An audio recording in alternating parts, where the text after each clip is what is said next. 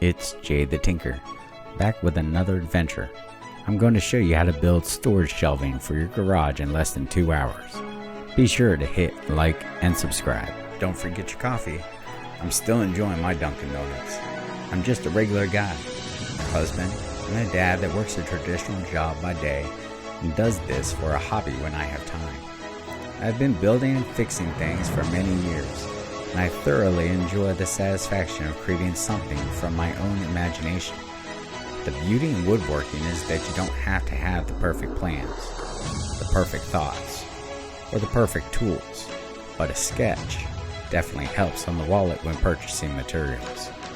This video will go step by step through the process that includes the shelving around the mobile workbench I built just last week.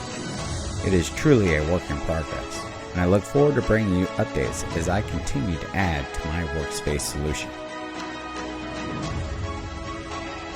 Remember this from last week?